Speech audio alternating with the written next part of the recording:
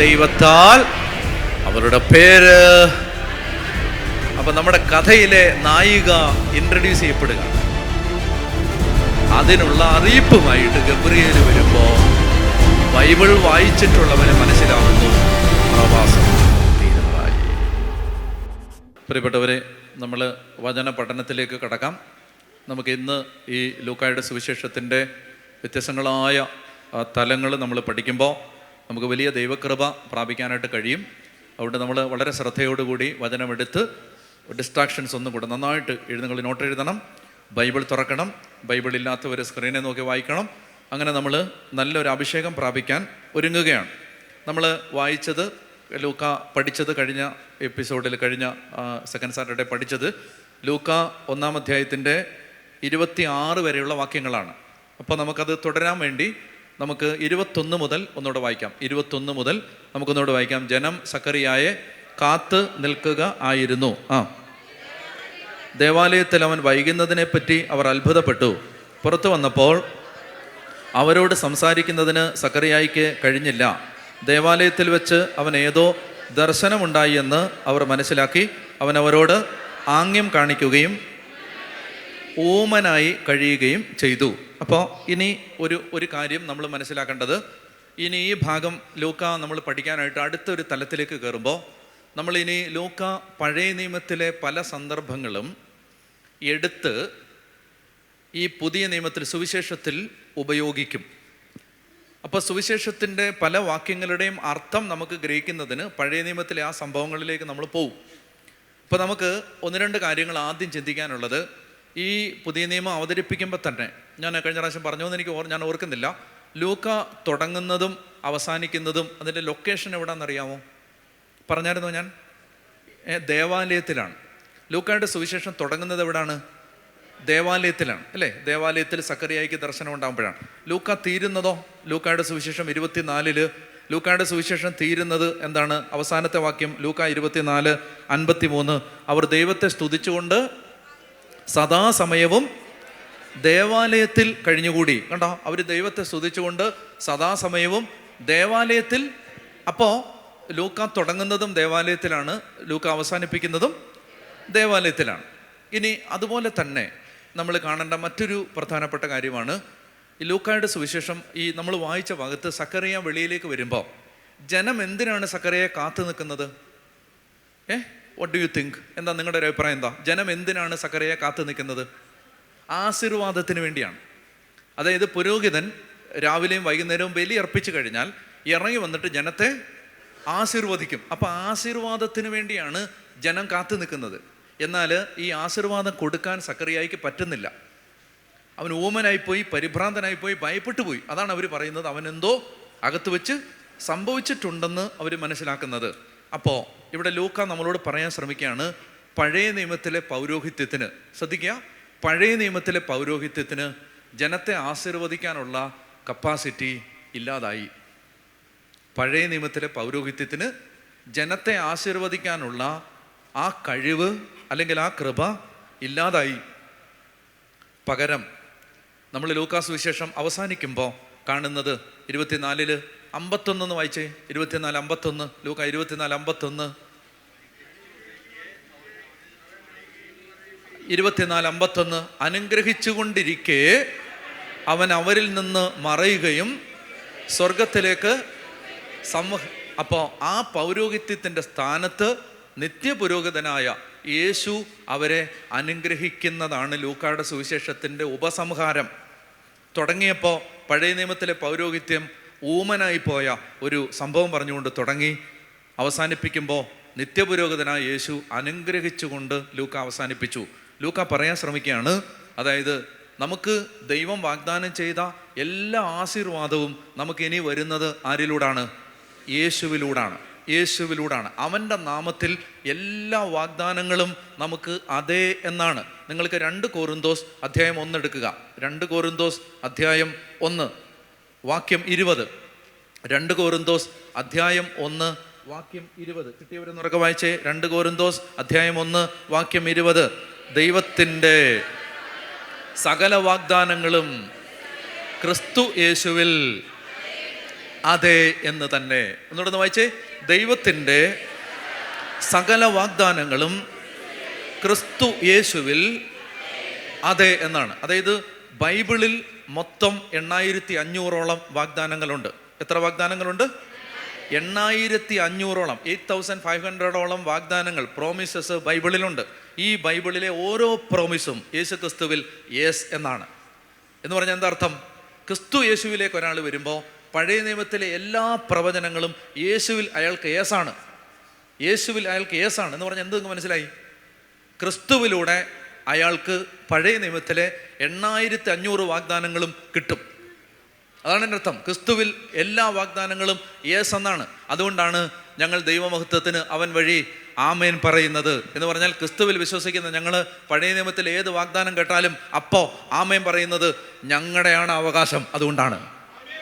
നിങ്ങൾക്ക് മനസ്സിലായോ? അതായത് പഴയ നിയമത്തിലെ ഏത് വാക്യം, ഉദാഹരണത്തിന് സിംഹക്കുട്ടികൾ ഇര കിട്ടാതെ വിശന്ന് വലഞ്ഞേക്കാം, കർത്താവിനെ അന്വേഷിക്കുന്നവന് ഒന്നിൻ്റെ കുറവുണ്ടാവില്ല എന്ന പഴയ നിയമ വചനം കേൾക്കുമ്പോൾ ക്രിസ്തു യേശുവിലുള്ളവർ ആമേൻ പറയുന്നത് അത് ഞങ്ങളുടെ അവകാശം ആയതുകൊണ്ടാണ്. ദൈവത്തിൻ്റെ സകല വാഗ്ദാനങ്ങളും യേശു ക്രിസ്തുവിൽ അതെ യേസ് എന്നാണ്. ഹല്ലേലൂയാ, ഹല്ലേലൂയാ. അപ്പം അതുകൊണ്ട് നമുക്കിവിടെ സക്കറിയ പരാജയപ്പെട്ട് ജനത്തെ ആശീർവദിക്കാൻ പരാജയപ്പെട്ട് നിൽക്കുന്നിടത്ത് തുടങ്ങിയ ലൂക്ക യേശു ക്രിസ്തു സർവ്വലോകത്തെയും അനുഗ്രഹിച്ചുകൊണ്ട് സ്വർഗത്തിലേക്ക് എടുക്കപ്പെട്ടു. അപ്പോൾ ഈശോ സ്വർഗത്തിലേക്ക് എടുക്കപ്പെട്ടപ്പോൾ, ലുക്ക് അറ്റ് മീ, ഈശോ സ്വർഗത്തിലേക്ക് എടുക്കപ്പെട്ടപ്പോൾ യേശുവിൻ്റെ ബോഡി ലാംഗ്വേജ്, പോസ്ചർ എന്താണ്? എങ്ങനെയാണ്? ഇങ്ങനാണോ? ഇങ്ങനാണോ? അല്ല, പിന്നെ എങ്ങനെയാണ്? അനുഗ്രഹിച്ചു കൊണ്ടിരിക്കേ. മനസ്സിലായോ? അപ്പോൾ ഇപ്പോൾ ഈശോയുടെ പറയാൻ വേണ്ടി ഞാൻ പറയുകയാണ്, ഇപ്പോൾ ഈശോയുടെ ബോഡി ലാംഗ്വേജ് എന്തായിരിക്കും? അതായത് അവൻ എപ്പോഴും നമ്മളെ അനുഗ്രഹിച്ചു കൊണ്ടിരിക്കുകയാണ്, എപ്പോഴും. അതുകൊണ്ട് ക്രിസ്തു യേശുവിൽ ഒരാൾക്ക് അനുഗ്രഹം മാത്രമേ ഉള്ളൂ. പറഞ്ഞ ഹല്ലേലൂയാ. അതുകൊണ്ട് അപ്പോസ്തലൻ പൗലോസ് പറയും, ക്ലേശമോ ദുരിതമോ പീഡനമോ പട്ടിണിയോ നഗ്നതോ ആപത്തോ എന്ത് വന്നാലും ഇത് ഞങ്ങൾക്ക് ബ്ലെസ്സിങ് ആണ്. എന്ത് വന്നാലും ഇത് ഞങ്ങൾക്ക് ഇരട്ടി അഭിഷേകമായി മാറും. ഹല്ലേലൂയ. ഇത് മനസ്സിലായോ? അതായത് സാത്താൻ ഏത് മാർഗം നിങ്ങളെ നശിപ്പിക്കാൻ ഉപയോഗിച്ചാലും ദൈവം ചില സമയത്ത് അത് അനുവദിച്ചാലും ദൈവത്തിനൊരു പദ്ധതിയുണ്ട്. ഇതിനപ്പുറത്ത് നിങ്ങളെ കൊണ്ടുപോകാൻ ഇവനെ തന്നെ ദൈവം ഉപയോഗിക്കും. ഞാൻ ഒന്നുകൂടെ പറയാം. അതായത് ഇതിനപ്പുറത്ത് നിങ്ങളെ കൊണ്ടുപോകാൻ ദൈവം ചിലപ്പോൾ ഉപയോഗിക്കുന്നത് മാലാഖമാരെ ആവില്ല, പിശാചിനെ ആയിരിക്കും. അവനെ ഉപയോഗിച്ച് നിങ്ങളെ അപ്പുറത്തെത്തിക്കും. പറഞ്ഞ ഹല്ലേലൂയാ. നിങ്ങൾക്ക് മനസ്സിലാവുന്നുണ്ടോ? അതായത് ചില കഷ്ടപ്പാടുകൾ, ചില സഹനങ്ങൾ, ചില വേദനകൾ ദൈവം അനുവദിച്ചു തരും. എന്തിനനുവദിക്കുന്നത്? അവനത് ചെയ്യട്ടെ. അപ്പോൾ എൻ്റെ ഈ മകൻ അതിനപ്പുറം ചാടും. പറഞ്ഞ ഹല്ലേലൂയാ. അപ്പം അതാണ് ദൈവം. അതുകൊണ്ട് നമ്മൾ ചിന്തിക്കരുത് ചിലപ്പോൾ ദാരിദ്ര്യം വന്നു പെട്ടെന്ന്, ചിലപ്പോൾ ഒരു രോഗം വന്നു, ചിലപ്പോൾ ഒരു അപമാനം വന്നു, ചിലപ്പോൾ ഒരു കഷ്ടപ്പാട് വന്നു. അപ്പോൾ ഉടനെ അത് എന്താണ്? ദൈവമേ, എന്തിനാണ് കർത്താവ് സാത്താൻ എൻ്റെ ജീവിതത്തിൽ ഇങ്ങനെ ഇടപെടാൻ അനുവദിച്ചെന്ന് ചോദിച്ചാൽ അതിനൊറ്റ ഉദ്ദേശമേ ഉള്ളൂ. സാത്താൻ ഈ ലോക ചരിത്രത്തിൽ ചെയ്ത ഏറ്റവും വലിയ ക്രൂരതയുടെ പേരാണ് യേശുവിനെ കുരിശിൽ തറച്ച് കൊല്ലാൻ പദ്ധതിയിട്ടത്.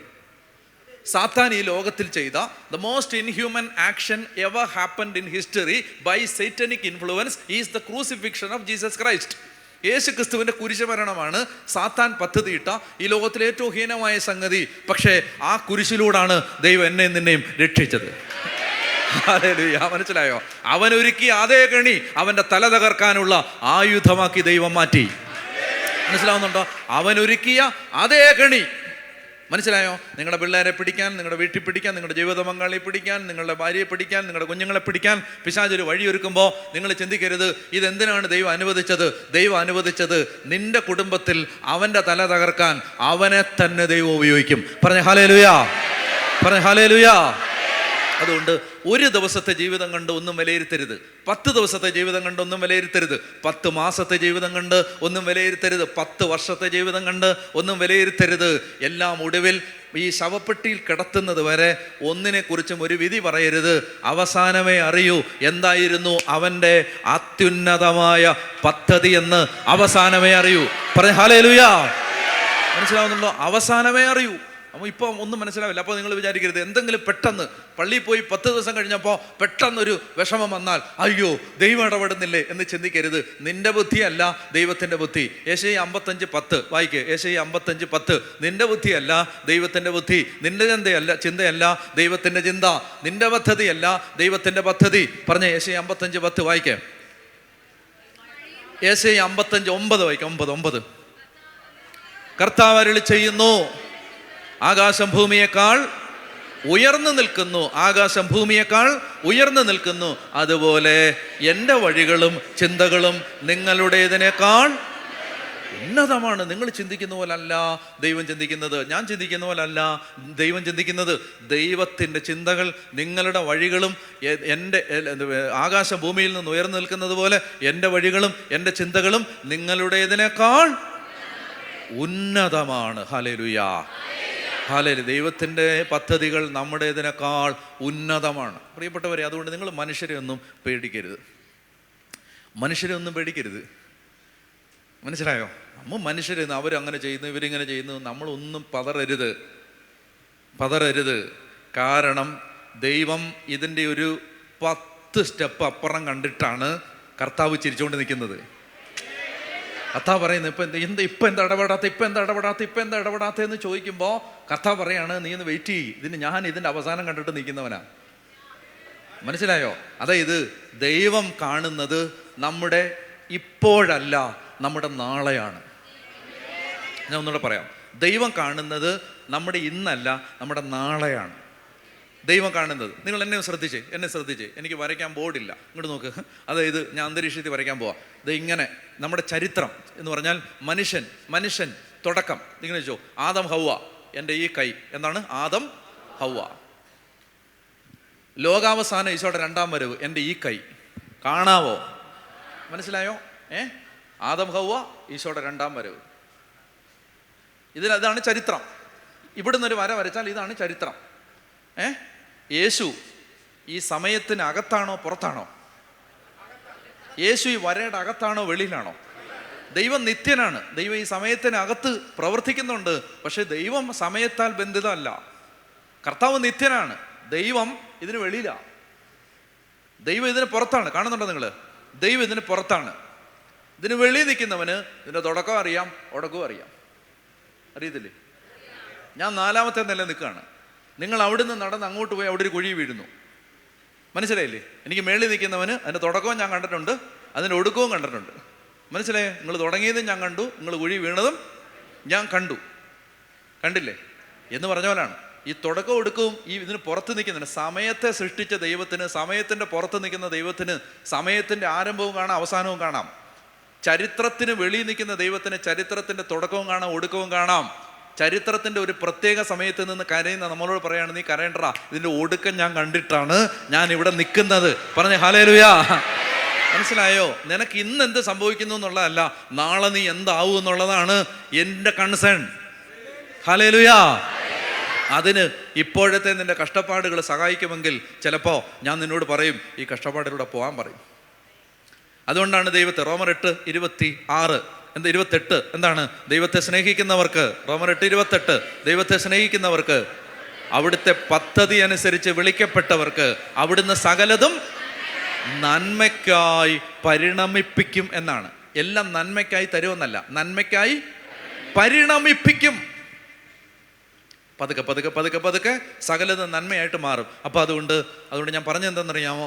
ദൈവം കർത്താവിൽ എല്ലാ വാഗ്ദാനങ്ങളും യേസ് എന്നാണ്. ഉറക്കെ പറഞ്ഞേ ഹല്ലേലൂയ, ഹല്ലേലൂയ.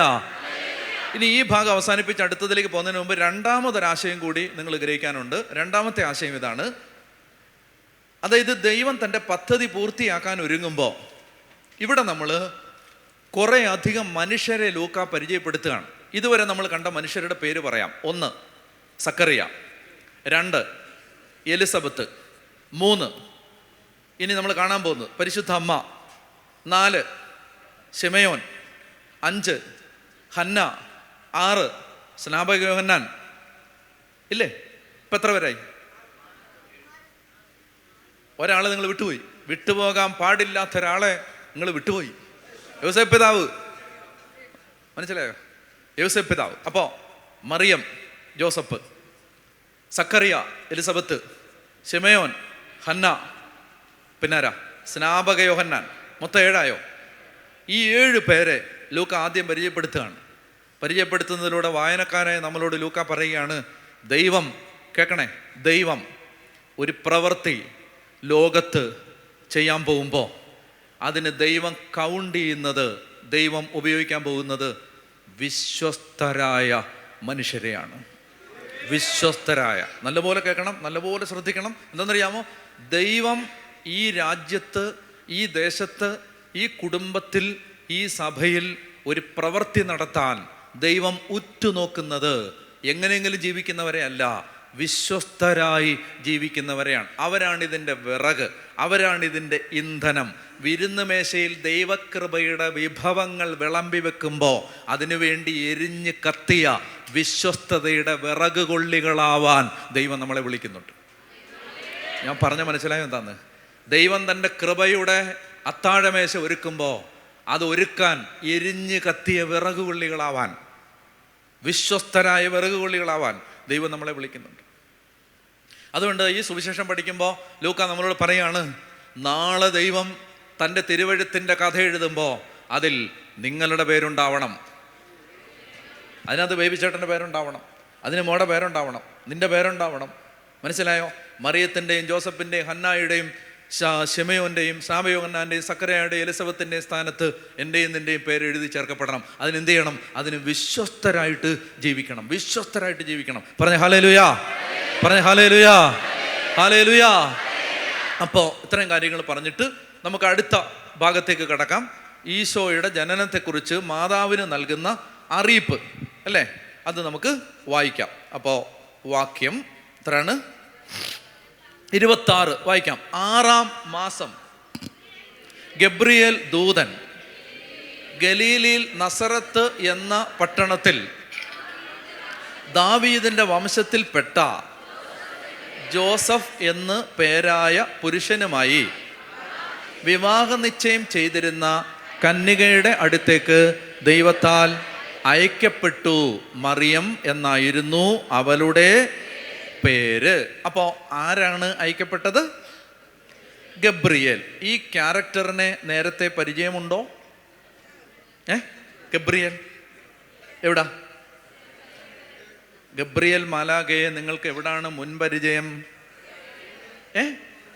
സക്കറിയയുടെ അടുത്ത് വന്ന പരിചയമുണ്ട്. സക്കറിയയുടെ അടുത്ത് വന്നപ്പോൾ അദ്ദേഹം പേര് പറഞ്ഞിരുന്നോ? ഇല്ലേ? സക്കറിയയുടെ അടുത്ത് വന്നപ്പോൾ ദൈവസന്നിധിയിൽ നിൽക്കുന്ന ഗബ്രിയേലാണ് ഞാൻ എന്ന് പറഞ്ഞില്ലേ? അപ്പോൾ നമുക്ക് അത് വായിച്ചപ്പോഴാണ് നമുക്ക് അദ്ദേഹം ഗബ്രിയേലാണെന്ന് മനസ്സിലായത് അല്ലേ? കർത്താവിൻ്റെ ദൂതൻ ഗബ്രിയേലാണെന്ന് മനസ്സിലായത്. അപ്പം ഈ മാലാഖ കേൾക്കണേ, വളരെ വളരെ ഇമ്പോർട്ടൻ്റ് ആയ ഒരു കാര്യം. ഈ മാലാഖ ഇവിടെ വരുമ്പോൾ ലൂക്ക ഈ മാലാഖ വന്ന കാര്യം എന്തിനാണ് ഇത്ര പൊലിപ്പിച്ച് പറയുന്നത് എന്ന ചോദ്യത്തിന് ഉത്തരം, ഇതിന് നമ്മൾ കണ്ടിട്ടില്ലാത്ത മറ്റൊരർത്ഥമുണ്ട്. നിങ്ങളത് സ്വീകരിക്കാൻ റെഡിയാണെങ്കിൽ ഞാൻ പറയും. എന്ന് പറഞ്ഞാൽ എല്ലാം ഒന്നും എല്ലാവർക്കും വിളമ്പി കൊടുക്കാൻ പാടില്ല. നല്ലപോലെ ശ്രദ്ധിച്ചിരുന്നാലേ ഇത് നിങ്ങൾക്ക് മനസ്സിലാവൂ. പക്ഷേ അതൊരു സന്തോഷം തരുന്ന അറിവാണ്. ഇത് കേൾക്കുമ്പോൾ അതൊരു സന്തോഷം തരുന്ന അറിവാണ്. ഞാൻ നിങ്ങളോടൊരു ചോദ്യം ചോദിക്കുകയാണ്. ആ ചോദ്യം ഇതാണ്, ഉത്തരം പറയണ്ട, ചിന്തിച്ചാൽ മതി. ചോദ്യം ഇതാണ്: അബ്രാഹം മുതൽ ദാവീദ് വരെ 14, ദാവീദ് മുതൽ ബാബിലോൺ പ്രവാസം വരെ 14, ബാബിലോൺ പ്രവാസം മുതൽ യേശു ക്രിസ്തു വരെ 14 തലമുറകളാണ് ഉള്ളത് എന്ന് മത്തായിയുടെ വംശാവലിയുടെ അവസാനത്തിലുണ്ട്. മത്തായി 1-ന്റെ അവസാനത്തിലുണ്ട്. എന്തൊക്കെയാണുള്ളത്? അബ്രാഹം മുതൽ ദാവീദ് വരെ 14, ദാവീദ് മുതൽ ബാബിലോൺ പ്രവാസം വരെ 14, ബാബിലോൺ പ്രവാസം മുതൽ യേശു ക്രിസ്തു വരെ 14. മാന്യനായ ഒരു യഹൂദൻ തൻ്റെ കുടുംബത്തിൻ്റെ ചരിത്രം എഴുതുമ്പോൾ ഒരിക്കലും നാണക്കേടുള്ള അധ്യായങ്ങൾ എഴുതില്ല. ഒന്നുകൂടെ ഞാൻ പറയാം. മാന്യനായ ഒരു യഹൂദൻ തൻ്റെ കുടുംബത്തിൻ്റെ ഫാമിലി ട്രീയുടെ ഹിസ്റ്ററി എഴുതുമ്പോൾ കൊള്ളാവുന്നതേ എഴുതൂ.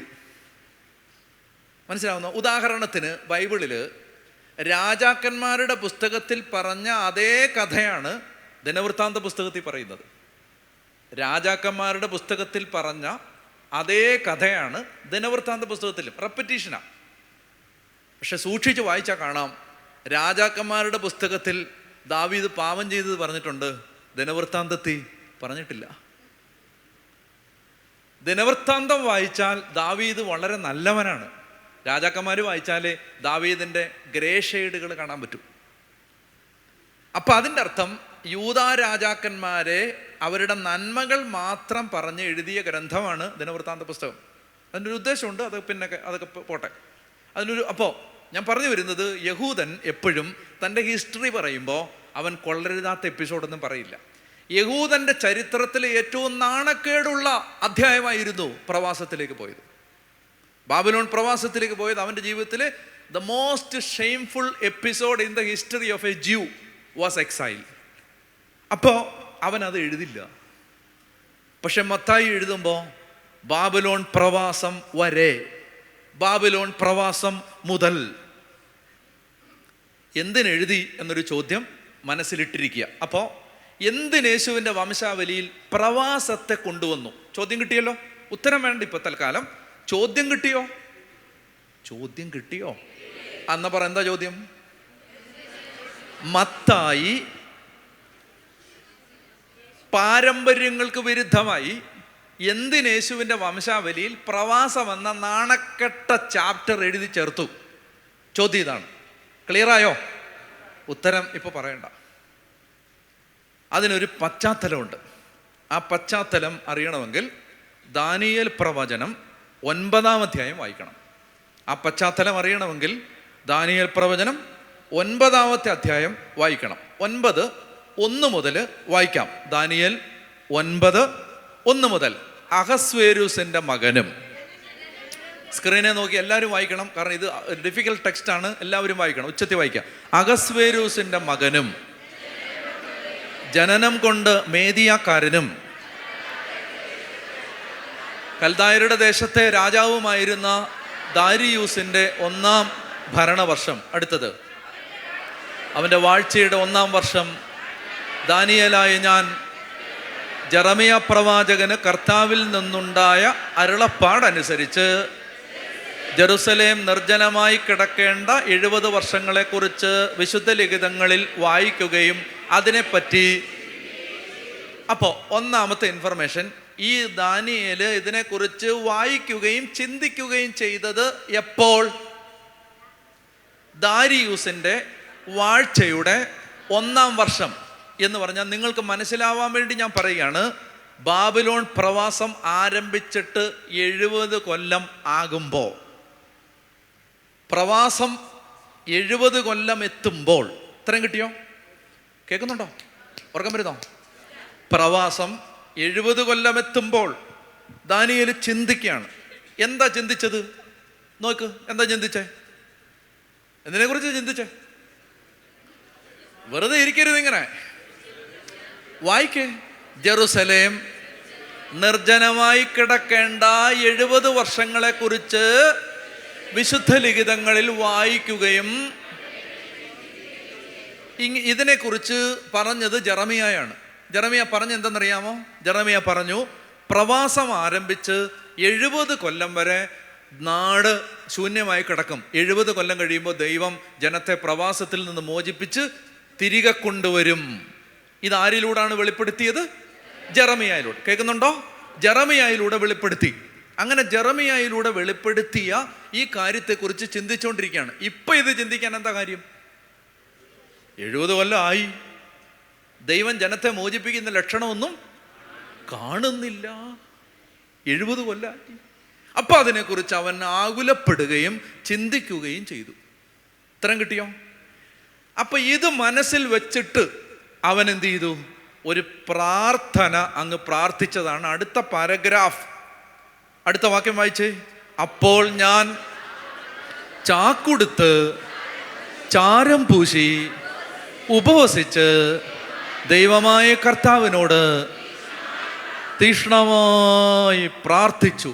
അപ്പൊ പ്രാർത്ഥനയുടെ വിഷയം കിട്ടി നിങ്ങൾക്ക്. എന്താ കിട്ടിയത്? എന്താ പ്രാർത്ഥിച്ചേ? എൻ്റെ ദൈവമേ, ജെറമിയായിലൂടെ നീ അരുളി ചെയ്തതനുസരിച്ച് 70 കൊല്ലമാവുന്നു, ഞങ്ങൾ മടങ്ങിപ്പോകുന്നതിനെ കുറിച്ച് ലക്ഷണങ്ങളൊന്നും കാണാനില്ല. ദൈവം ഒരു ഉത്തരം തരണം. പ്രവാസം എന്ന് തീരും? ചോദ്യം ഇതാണ്. ദാനിയേലിന്റെ പ്രാർത്ഥനയുടെ വിഷയം പറയൂ. പ്രവാസം എന്ന് തീരും? എന്ന് തീരും? എന്നു തീരും എൻ്റെ കഷ്ടം, മണ്ണിലെ എന്ന് നമ്മൾ പാടുന്ന പോലെ ദാനിയേൽ പാടുകയാണ്, അയ്യോ ഈ മണ്ണിൽ നിന്ന് ഞങ്ങൾ എന്ന് പോവും തിരിച്ച്. പ്രാർത്ഥനയാണ് താഴെ കാണുന്നത്. മുഴുവൻ നിങ്ങൾ സമയമെടുത്ത് വായിച്ചോളുക. ഓക്കെ, അദ്ദേഹം പ്രാർത്ഥിച്ചു. മുഴുവൻ വായിക്കണ്ട, ഇന്ന് മുഴുവൻ വേണം അത് വായിക്കാൻ. 20-ാമത്തെ വാക്യം വായിക്കാം. 20-ാമത്തെ വാക്യം 9:20 വേഗം വായിക്കൂ. എൻ്റെ ദൈവമായ കർത്താവിൻ്റെ സന്നിധിയിൽ എൻ്റെ ദൈവത്തിൻ്റെ വിശുദ്ധഗിരിക്ക് വേണ്ടി എൻ്റെയും എൻ്റെ ജനമായ ഇസ്രായേലിൻ്റെയും പാപങ്ങൾ ഏറ്റുപറഞ്ഞ് ഞാൻ പ്രാർത്ഥിക്കുകയും യാചന അർപ്പിക്കുകയും ചെയ്തു. ഉത്തരം കിട്ടിയോ? Hello hello hello hello hello hello കിട്ടിയോ? യെസ്. ഇപ്പം ദാനിയേൽ പ്രാർത്ഥിക്കുകയാണ്. പ്രാർത്ഥനാ വിഷയം പറയൂ. പ്രവാസം എന്ന് തീരും. 70 കൊല്ലമായി. ആ സമയത്ത് 21 വായിക്കാം. അപ്പോ ആദ്യം ഞാൻ ദർശനത്തിൽ കണ്ട ഗബ്രിയേൽ സായാഹ്ന ബലിയുടെ സമയത്ത് എൻ്റെ അടുത്തേക്ക് പറന്നു വന്നു. ആര്? ഗബ്രിയേൽ വന്നു. എപ്പോഴാണ് വന്നേ? Time is very very. Bible വ്യാഖ്യാനിക്കുമ്പോൾ സ്ഥലം ഇമ്പോർട്ടൻ്റ് ആണ്, സമയം ഇമ്പോർട്ടൻ്റ് ആണ്. സമയം സായാഹ്ന ബലിയുടെ സമയം എന്ന് പറഞ്ഞാൽ ഉച്ചതിരിഞ്ഞ് 3 മണി കരണക്കൊന്ത ചൊല്ലുന്ന സമയം. അതാണ് യഹൂദൻ്റെ പള്ളിയിലെ സായാഹ്ന ബലിയുടെ സമയം. Evening sacrifice. മോർണിംഗ് സാക്രിഫൈസോ രാവിലെ 9 മണി. പ്രിയപ്പെട്ടവരെ, സക്കറിയ പ്രവാചകൻ ദേവാലയത്തിൽ നിന്ന് ധൂപം അർപ്പിച്ചുകൊണ്ടിരിക്കുന്നത് വൈകുന്നേരം 3 മണിക്കാണ്. ശ്രദ്ധിച്ച് കേൾക്കണം. 3 മണിക്ക് ഇങ്ങനെ ധൂപം അർപ്പിച്ചുകൊണ്ടിരിക്കുമ്പോൾ സക്കറിയയുടെ അടുത്തോട്ട് ഈ ഗബ്രിയേൽ വന്നു. സക്കറിയയുടെ അടുത്തോട്ട് വരുന്നതിന് മുൻപ് ഗബ്രിയേലിനെ നമ്മൾ അവസാനമായി കണ്ടത് ഈ ദാനിയേൽ 9-ലാണ്. പിന്നെ അങ്ങനെ കണ്ടിട്ടേ ഇല്ല. പിന്നെ വരുന്നത് ഇപ്പോഴാണ്. ഇത്രയും മനസ്സിലായോ? അതായത് ദാനിയേൽ ചോദിച്ച ചോദ്യത്തിന് പ്രാർത്ഥനയ്ക്ക് ഉത്തരം കൊടുക്കാൻ ഗബ്രിയേൽ വന്നിട്ട് പിന്നെ ഗബ്രിയേലിനെ കണ്ടിട്ടേ ഇല്ല. പിന്നെ കാണുന്നത് സക്കറിയയുടെ അടുത്ത് ദേവാലയത്തിൽ അതേ ടൈമിൽ വരുമ്പോഴാണ്. ഇത്രയും പിടി കിട്ടിയോ? ഇനി ദാനിയേലിനോട് ഗബ്രിയേൽ വന്ന് എന്താ പറഞ്ഞേ? വായിക്കാം. ദാനിയേലേ, നിനക്ക് ജ്ഞാനവും അറിവും തരാൻ ഞാൻ വന്നിരിക്കുന്നു. അടുത്ത വാക്യം. നിന്റെ യാചനകളുടെ ആരംഭത്തിൽ തന്നെ ഒരു വചനമുണ്ടായി. അതായത് നീ പ്രാർത്ഥിച്ച് തുടങ്ങിയപ്പോൾ തന്നെ ദൈവത്തിൻ്റെ അരുളപ്പാട് വന്നു. അത് നിന്നെ അറിയിക്കാൻ ഞാൻ വന്നിരിക്കുന്നു. അവിടുന്ന് നിന്നെ അത്യധികം സ്നേഹിക്കുന്നു. ആ വചനം കേട്ട് ദർശനം ഗ്രഹിച്ചു കൊള്ളുക. അടുത്ത വാക്യം. അക്രമം നിർത്തിവെക്കുന്നതിനും പാപത്തിന് അറുതി വരുത്തുന്നതിനും കുറ്റങ്ങൾക്ക് പ്രായശ്ചിത്തം ചെയ്യുന്നതിനും ശാശ്വത നീതി നടപ്പിൽ ആക്കുന്നതിനും ദർശനത്തിനും പ്രവാചകനും മുദ്ര വെക്കുന്നതിനും അതിവിശുദ്ധ സ്ഥലത്തെ അഭിഷേകം ചെയ്യുന്നതിനും വേണ്ടി നിന്റെ ജനത്തിനും വിശുദ്ധ നഗരത്തിനും വർഷങ്ങളുടെ 70 ആഴ്ചകൾ നിശ്ചയിക്കപ്പെട്ടു. പ്രിയപ്പെട്ടവരെ, ഞാൻ ഒന്നുകൂടെ പറയുന്നു. നിങ്ങൾ ശ്രദ്ധിച്ചില്ലെങ്കിൽ മനസ്സിലാവത്തില്ല. അതുകൊണ്ട് തെക്കും വടക്ക് നോക്കി നിൽക്കരുത്, അതും ആലോചിച്ചിരിക്കരുത്. ഞാൻ പറയുന്നത് വളരെ ശ്രദ്ധിച്ച് കേൾക്കുക. നിങ്ങൾ വളരെ സീരിയസ് ആയി ബൈബിൾ പഠിക്കാൻ വരുന്നവരാണെന്ന ധാരണയിലാണ് ഞാനിതൊക്കെ പറയുന്നത്. അതുകൊണ്ട് വളരെ ശ്രദ്ധിച്ചിരിക്കുക. ഇപ്പോൾ ദാനിയേലിൻ്റെ ചോദ്യം എന്താണ്? വേഗം ഉത്തരം പറയണം. എന്താണ് ദാനിയേൽ ചോദിക്കുന്ന ചോദ്യം? ദൈവമേ, പ്രവാസം എന്ന് തീരും. പ്രവാസം തീരണമെങ്കിൽ കേട്ടെ, ഒരു ചോദ്യം കൂടെ ചോദിക്കാം. ഇസ്രായേൽക്കാർക്ക് മിശിഹ വരും, അവനൊരു രാജാവായിരിക്കും, അവൻ തങ്ങളെ മോചിപ്പിക്കും എന്ന പ്രതീക്ഷകൾ ആരംഭിക്കുന്നത് ഈ പ്രവാസത്തിൻ്റെ കാലത്താണ്. ഒന്നുകൂടെ ഞാൻ പറയാം, മടുത്തോ നിങ്ങൾ? അതായത് ഇസ്രായേൽക്കാർക്ക്, യഹൂദന് മിശിഹ വരും. ആ വരാൻ പോകുന്ന മിശിഹ രാജാവായിരിക്കും. ആരുടെ കുലത്തിലെ രാജാവ്? ദാവീദിൻ്റെ വംശത്തിലെ രാജാവായിരിക്കും. ആ രാജാവ് വന്ന് തങ്ങളെ മോചിപ്പിക്കും. ഈ ചിന്തകൾ അവർക്ക് ആരംഭിക്കുന്നത് പ്രവാസത്തിൻ്റെ കാലത്താണ്. ചോദ്യം, പ്രവാസത്തിൻ്റെ കാലത്ത് അവരെന്തുകൊണ്ടാണ് അങ്ങനെ ചിന്തിച്ചത്? അവരുടെ അവസാനത്തെ രാജാവും കൊല്ലപ്പെട്ടു. ഇപ്പോൾ ദാവീദിന്റെ സിംഹാസനത്തിൽ ഒരു രാജാവ് ഇല്ല. എന്നാൽ പണ്ട് നാഥാനിലൂടെ ദൈവം അരുളി ചെയ്തൊരു പ്രവചനം കിടപ്പുണ്ട്. എന്താ? ഈ സിംഹാസനത്തിൽ നിന്നൊരു സന്തതി അറ്റുപോവില്ല. അപ്പോൾ അവർ പ്രതീക്ഷിച്ചു തങ്ങളെ മോചിപ്പിക്കാൻ ദൈവം ഒരു രാജാവിനെ അയക്കും. ഇത്രയും കിട്ടിയോ? യെസ്. ഇതാണ് ദൂതൻ പറയുന്നത് ആ രാജാവ് വരുന്നതിനെ കുറിച്ച്. ഒന്ന് വായിച്ചേ. അക്രമം നിർത്തിവെക്കുന്നതിനും പാപത്തിന് അറുതി വരുത്തുന്നതിനും കുറ്റങ്ങൾക്ക് പ്രായശ്ചിത്തം ചെയ്യുന്നതിനും ശാശ്വതമായ നീതി നടപ്പിലാക്കുന്നതിനും ദർശനത്തിനും പ്രവാചകനും മുദ്ര വെക്കുന്നതിനും. ഞാൻ ഓരോന്നോരോന്നായിട്ട് പറയാം, അതിലേക്ക് തന്നെ നോക്കിക്കോ. അക്രമം നിർത്തിവെക്കുന്നതിനും എന്ന് പറഞ്ഞാൽ ആ രാജാവ് വന്നു കഴിഞ്ഞാൽ പിന്നെ വയലൻസ് സമ്മതിക്കത്തില്ല. പഴയ നിയമത്തിൽ വയലൻസ് സമ്മതിക്കുമായിരുന്നോ? യെസ് അല്ലേ? വയലൻസ് സമ്മതിക്കുമായിരുന്നു. കണ്ണിന് പകരം കണ്ണ്, പല്ലിന് പകരം പല്ല്. പക്ഷേ ഈ മെസ്സിഹ എന്ന് പറഞ്ഞ രാജാവ് വന്നു കഴിഞ്ഞാൽ പിന്നെ അക്രമം പിന്നില്ല, വയലൻസ് ഇല്ല. ഈ ആത്മീയതയിൽ നിന്ന് വയലൻസ് എന്ന് പറഞ്ഞ സാധനം കളയും. അടി ഉണ്ടാ നീ എന്ത് ചെയ്യണം? തിരിച്ചടിക്കാൻ പാടില്ല, സഹിച്ചോണം. പിടികിട്ടിയോ? അക്രമം നിർത്തിവെക്കാൻ. പാപത്തിന്, അതായത് പാപം എന്ന വിഷയത്തിൽ ഒരു തീരുമാനം ഉണ്ടാക്കും. പാപത്തിന് ഒരു പരിഹാരം നടക്കും. ഇത്രയും കാലം കൊല്ലാകൊല്ലങ്ങളായി വർഷാവർഷങ്ങളായി മൃഗബലി അർപ്പിച്ചിട്ടും പാപമായിട്ട് തന്നെ കിടക്കുക, ആരും വിശുദ്ധരാവുന്നില്ല. എന്നാൽ ആ കാര്യത്തിന് തീരുമാനം ഉണ്ടാവും. പാപം അറുതി വരും. അടുത്തത് കുറ്റങ്ങൾക്ക് പ്രായശ്ചിത്തം ആരെങ്കിലും ചെയ്തേ പറ്റൂ. ഈ രാജാവ് വന്നിട്ട് കുറ്റങ്ങൾക്ക് പ്രായശ്ചിത്തം ചെയ്യും. ഇതൊക്കെ ആരെക്കുറിച്ചാണ് പറയുന്നത്? അറിയാലോ, യേശുവിനെ കുറിച്ച്. അപ്പൊ അടുത്തത് ശാശ്വത നീതി.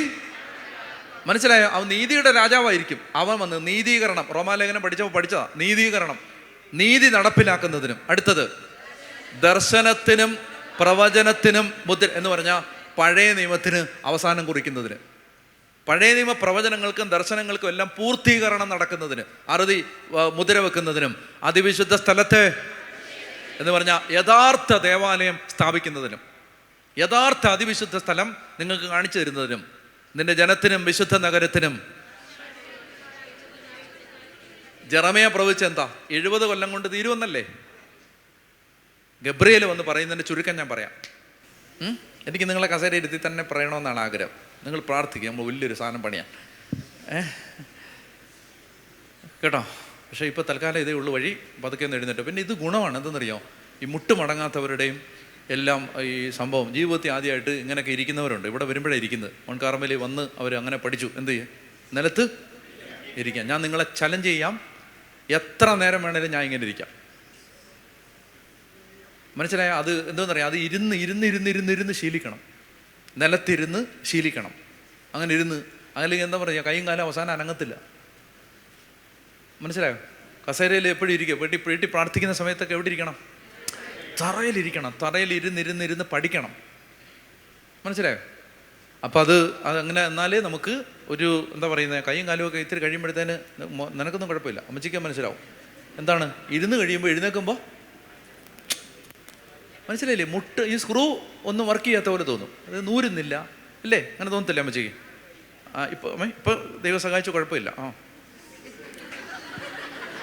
എനിക്കും കുഴപ്പമില്ല. ഇപ്പം അമ്മച്ചിക്ക് പറ്റുന്നുണ്ട്. അമ്മച്ചി അതിങ്ങനെ കഷ്ടപ്പെട്ട് ജോലി ചെയ്യുന്നുണ്ടാ. മനസ്സിലായോ? അതായത് ഈസി ചെയറിൽ എപ്പോഴും ഇരുന്നാ, സ്വിച്ച് ഇങ്ങനെ ഞെക്കിയിട്ട് കാല് നീട്ടി എപ്പോഴും ഇരുന്നാ, അങ്ങനെ ഇരിക്കുമ്പോൾ തന്നെ ഒരു ദിവസം കർത്താവിൽ നിദ്ര പ്രാപിക്കും. അതുകൊണ്ട് ഇത്തിരി ജോലിയൊക്കെ ചെയ്യണം. സെയിൻറ്റ് ബെനഡിക്റ്റിൻ്റെ ഒരു ഒരു ഒരു ഒരു ഒരു ഒരു ഒരു ആപ്തവാക്യമുണ്ട്. എന്തെന്നറിയാം? എന്താണ്? ഓറ എത്ത് ലബോറ. തെറ്റാണെങ്കിൽ അറിയാവുന്നവർ കണ്ടുപിടിച്ചു. ഓറ എത്ത് ലബോറ എന്നാണ് എൻ്റെ ഓർമ്മ. എന്ന് പറഞ്ഞാൽ പ്രാർത്ഥിക്കണം, പണിയെടുക്കണം. മനസ്സിലായോ? പ്രാർത്ഥിക്കുകയും ചെയ്യണം, നന്നായിട്ട് ജോലി ചെയ്യുകയും ചെയ്യണം. അതാണ് ബെനഡിക്റ്റിൻ്റെ സിദ്ധാന്തം. പ്രാർത്ഥന എന്ന് പറഞ്ഞുകൊണ്ട് മാത്രം നടന്നാൽ പോരാ, പണിയെടുക്കണം, ജോലി ചെയ്യണം. മനസ്സിലായി? പാത്രം കഴുകണം, മുറ്റം തൂക്കണം, തുണി അലക്കണം, അതൊക്കെ അങ്ങോട്ട് കഷ്ടപ്പെട്ടു. അല്ലാതെ അങ്ങോട്ട് ചെയ്തിട്ട് തുണി കഴിയില്ലേ എന്നും പറഞ്ഞുകൊണ്ട് കമാൻഡ് ചെയ്തുകൊണ്ടിരിക്കരുത്. അവനവൻ്റെ തുണി അവനവൻ കഴുകാൻ പഠിക്കണം. മനസ്സിലായോ? അതൊക്കെ അത്യാവശ്യം. നമ്മുടെ ജോലികളൊക്കെ നമ്മൾ തന്നെ മുറ്റം തൂക്കണം, തുടയ്ക്കണം. മനസ്സിലായി? ഇരുന്നൊക്കെ അങ്ങോട്ട് ഈ ഇതിൻ്റെ അടിയിലൊക്കെ അങ്ങോട്ട് തുടച്ചാലുണ്ടല്ലോ നടുവേദനയും വരത്തില്ല, പുറം വേദനയും. അതെല്ലാം നമുക്ക് പണി ചെയ്യുമ്പോൾ ഇതെല്ലാം ഈ സംഭവങ്ങൾ മുഴുവൻ ജോയിൻസും അനങ്ങും ഇളകും. അപ്പോൾ പിന്നെ നമുക്ക് എന്താ ഡംബൽസ് എടുക്കേണ്ട കാര്യം വരത്തില്ല. മനസ്സിലായോ? അപ്പോൾ നമ്മൾ എന്ത് ചെയ്യണം? ഇതിങ്ങനെ പണി ചെയ്താൽ മതി. ഇത് എന്തെങ്കിലുമൊക്കെ നമ്മളെ കൊണ്ട് പറ്റുന്ന ജോലിയെല്ലാം ചെയ്യണം. വണ്ടി കഴുകണം, പിന്നെ മുറ്റം തൂക്കണം, മരത്തെ കയറണം. മനസ്സിലായോ? അത് അല്ല, ചെയ്യാൻ പറ്റുന്ന എല്ലാം ചെയ്യണം, പണി ചെയ്യണം. അപ്പോൾ കട്ടപ്പനക്കാർക്കൊക്കെ അത് പറഞ്ഞു തരേണ്ട കാര്യമില്ല, നിങ്ങൾ ജോലി ചെയ്യുന്നവരാണ്.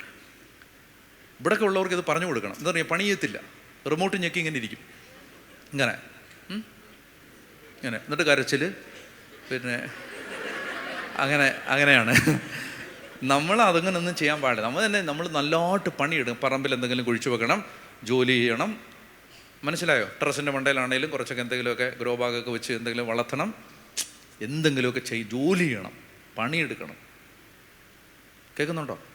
പുതിയ ഇൻഫർമേഷനായിട്ട് തോന്നുന്നുണ്ടോ? ഇല്ല, ജോലി ചെയ്യണം കേട്ടോ. അല്ലാതെ അങ്ങനെ വേലക്കാരെല്ലാം കൊണ്ടുവന്ന് ഇങ്ങനെ വായി വെച്ച് തരാൻ നിൽക്കരുത്, പണിയെടുക്കണം. പറഞ്ഞേ ഹല്ലേലൂയ.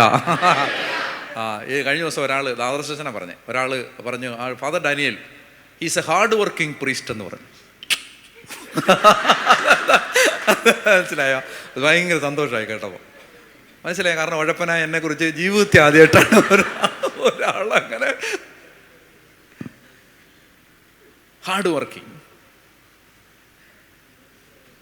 അപ്പം ഞാൻ അവരോട് പറഞ്ഞു, വല്ലവരും പറയുന്നത് കേട്ടെങ്കിലും ഒന്ന് മനസ്സിലാക്കണം, ഇതൊക്കെ നിങ്ങളൊക്കെ പറയേണ്ടതാണിത്.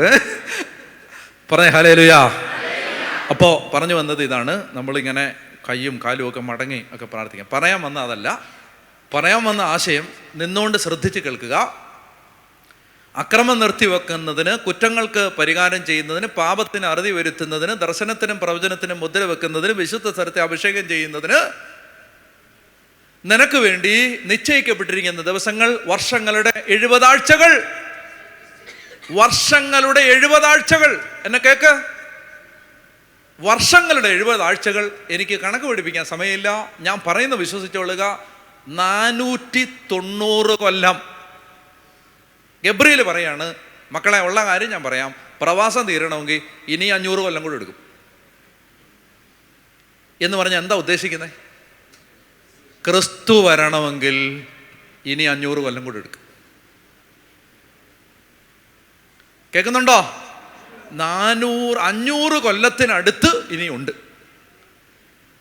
അപ്പോ ദാനിയേലിന്റെ സംശയം, അപ്പം ഞങ്ങൾ തിരിച്ചു പോകും, നിങ്ങൾ ജെറുസലേമിലേക്ക് തിരിച്ചു പോകും, പക്ഷെ പ്രവാസം തീരില്ല. മനസ്സിലായോ? ശ്രദ്ധിച്ച് കേൾക്കുക. ജിയോഗ്രഫിക്കലായി പ്രവാസം തീരും. അടിമത്തത്തിൻ്റെ മണ്ണിൽ നിന്ന് ഭൂമിശാസ്ത്രപരമായി യാത്ര ചെയ്ത് നിങ്ങൾ ജെറുസലേമിലെത്തും, പക്ഷെ ആത്മീയമായിട്ട് പ്രവാസം അപ്പോഴും തീരില്ല. തീരണമെങ്കിൽ ആര് വരണം? രാജാവ് വരണം, മിശിഹ. അതിന് ഇനി ഒരു 500 കൊല്ലത്തിനടുത്തുണ്ട്.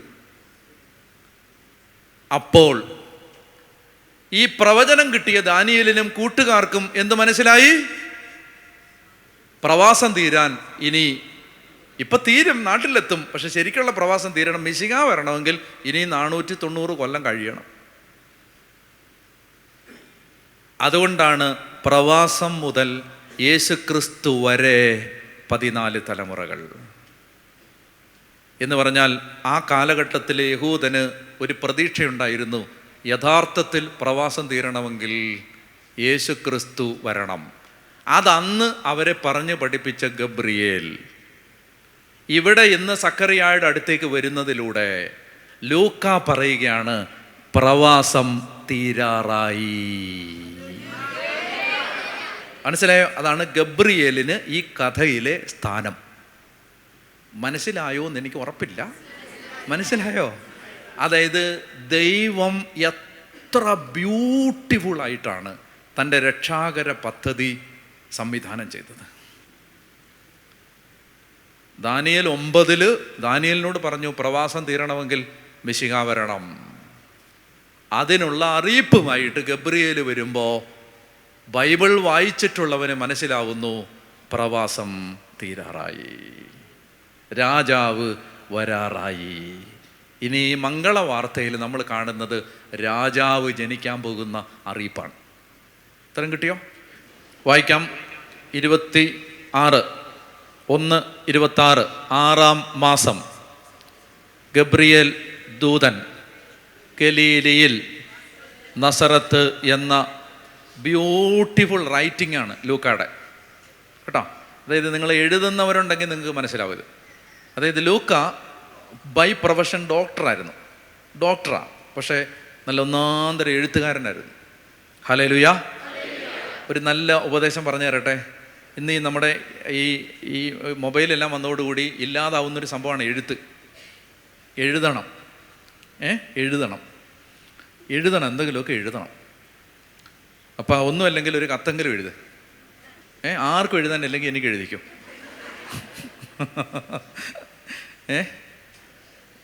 മനസ്സിലായോ? അതായത് എഴുതണം, എഴുത്തില്ലാതാവരുത് കേട്ടോ. മൊബൈൽ ഫോണ് കത്തിപ്പോയാലും അതിനകത്ത് എഴുതിയതെല്ലാം കത്തിപ്പോയാലും ഈ ബുക്ക് കിടക്കും അല്ലേ? അപ്പം അതുകൊണ്ട് നമുക്ക് എഴുതണം. വരുംകാല തലമുറകൾക്ക് വേണ്ടി എഴുത്തിൻ്റെ ശീലങ്ങൾ നമ്മൾ കാത്തു വെക്കണം. ഒക്കെ ഒരു ആഗ്രഹമുള്ളവരൊക്കെ എന്തെങ്കിലുമൊക്കെ പാട്ടൊക്കെ എഴുതി ബാക്കിയുള്ളവരെ കൊല്ലരുത്. പാട്ടെഴുത്തുകാരുടെ എണ്ണം ഭയങ്കര കൂടുതലാണ് ഇപ്പം. എല്ലാ പാട്ടും എനിക്കാണ് വരുന്നത്. അച്ഛൻ കേൾക്കൂ, ആസ്വദിക്കൂ, അഭിപ്രായം പറയൂ. അതുകൊണ്ട് പാട്ടെഴുതി മനുഷ്യനെ കൊല്ലരുത്. കഴിവുള്ളവർ എഴുതട്ടെ. എല്ലാവർക്കും നിങ്ങൾക്കൊന്നും എഴുതാനില്ലെങ്കിൽ ഞാൻ പറഞ്ഞ പോലെ എനിക്ക് കത്തെഴുതിക്കും. പ്രിയപ്പെട്ട ഡാനിയലച്ഛ, സുഖമെന്ന് വിശ്വസിക്കുന്നു അല്ലേ? അവിടെയും സുഖം, ഇവിടെയും സുഖം. പണ്ട് പോസ്റ്റ് പറഞ്ഞു, പിന്നെ എനിക്കാണ് അസുഖം. കാരണം അയാൾ ഇതൊന്നും തുറന്ന് വായിക്കാമായിരുന്നേ. എല്ലാ ദിവസവും എഴുത്ത് വരിക. അപ്പോൾ പുള്ളി തുറന്ന് വായിക്കുമ്പോൾ അവിടെയും സുഖം, ഇവിടെ ഒന്നുമില്ല, അവിടെയും സുഖം. പിന്നെ വിചാരിച്ച് എനിക്കാണോ അസുഖം എന്ന് വരച്ച് ഇയാൾ അത് കീറിക്കളഞ്ഞെന്നാണ് കഥ. ഹല്ലേലൂയ. അപ്പോൾ അതുകൊണ്ട് ഓക്കെ പോട്ടെ. ഞാൻ നിങ്ങൾ ഉറങ്ങാതിരിക്കാൻ ഓരോ പൊട്ടത്തരങ്ങൾ പറയുന്ന കേട്ടോ. ഓക്കെ. 6-ാം മാസം ഞാൻ പറഞ്ഞത് നല്ല ബ്യൂട്ടിഫുൾ എഴുത്താണ് ഇദ്ദേഹത്തിൻ്റെ. കണ്ടോ എന്ത് ക്രിസ്പാണ്, എല്ലാ കറുത്ത 6-ാം മാസം ടൈം. ഗബ്രിയേൽ മാലാഖ വ്യക്തി ഗലീലയിൽ കണ്ടോ, എവിടെ ഗലീലയിൽ, എവിടെ? നസറത്ത് എന്ന പട്ടണത്തിൽ ദാവീദിൻ്റെ വംശത്തിൽപ്പെട്ട ജോസഫ് എന്ന് പേരുള്ള പുരുഷനുമായി വിവാഹ നിശ്ചയം ചെയ്തിരുന്ന കന്യകയുടെ അടുത്തേക്ക് ദൈവത്താൽ അവരുടെ പേര്. അപ്പം നമ്മുടെ കഥയിലെ നായിക ഇൻട്രൊഡ്യൂസ് ചെയ്യപ്പെടുകയാണ്. മനസ്സിലായോ? അപ്പോൾ ബാക്ക് ഷോട്ടാണ്, ആദ്യം ഫ്രണ്ട് കാണില്ല. അപ്പം ഇങ്ങനെ തലയൊക്കെ മൂടി ഇങ്ങനെ വളരെ ഭവ്യതയോടെ പ്രാർത്ഥനയോടെ ഒരു പെൺകുട്ടി അവളുടെ മുറിയിൽ ഇങ്ങനെ ഇരിക്കുന്നതാണ് ആദ്യത്തെ ഷോട്ട്. ഓക്കെ. നമ്മുടെ ഹീറോയിൻ 6-ാം മാസം എന്ന് പറഞ്ഞാൽ എന്ത് നടന്നിട്ട് 6-ാം മാസം? സക്കറിയായിക്ക് പ്രത്യക്ഷപ്പെട്ട് യോഹന്നാൻ എലിസബത്തിൻ്റെ ഉദരത്തിൽ ഉരുവായിട്ട്, അപ്പോൾ എലിസബത്തിന് 6 മാസം ഗർഭം. ഗബ്രിയേൽ മാലാഖ അടുത്തേക്ക് വരുന്നു. ഇനി ലൊക്കേഷൻ രണ്ടും രണ്ടാണ്. മറ്റേത് എവിടാ? യൂദയ എന്ന് പറഞ്ഞാൽ ജെറുസലേം. ഇത് ഗലീലി. ഒന്ന് സൗത്താണ്, ഒന്ന് നോർത്താണ്. അതായത് സക്കറിയായിക്ക് പ്രത്യക്ഷപ്പെട്ടത് തിരുവനന്തപുരത്താണ്,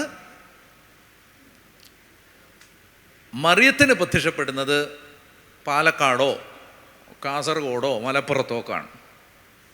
ഇത്രയും ദൂരമുണ്ട്, വ്യത്യാസമുണ്ട്. മനസ്സിലാവുന്നുണ്ടോ? അപ്പം മാലാഖ 6 മാസം കഴിഞ്ഞ് ചെല്ലുകയാണ്. അതാണ് ഞാൻ പറഞ്ഞത് ഡിവൈൻ ടൈം. ദൈവം നമ്മുടെ ജീവിതത്തിൽ ഇടപെടുന്ന ഒരു സമയം ദൈവം നിശ്ചയിച്ച് വെച്ചിട്ടുണ്ട്. മനസ്സിലായോ? എനിക്ക് എങ്ങനെ പറഞ്ഞ് മനസ്സിലാക്കണമെന്ന് അറിഞ്ഞുകൂടാ. അതായത് നമ്മൾ ഓരോ കാര്യത്തിനും ദൈവം ഒരു സമയം വെച്ചിട്ടുണ്ട്. എന്നെ അത്ഭുതപ്പെടുത്തുന്ന ഇപ്പം എന്നെ വളരെ അത്ഭുതപ്പെടുത്തിക്കൊണ്ടിരിക്കുന്ന ഒരു കാര്യം ഞാൻ പറയാം. പിന്നീട് നിങ്ങൾക്ക് അതിൻ്റെ വിശദമായ അറിയിപ്പ് പിന്നീട് വരും.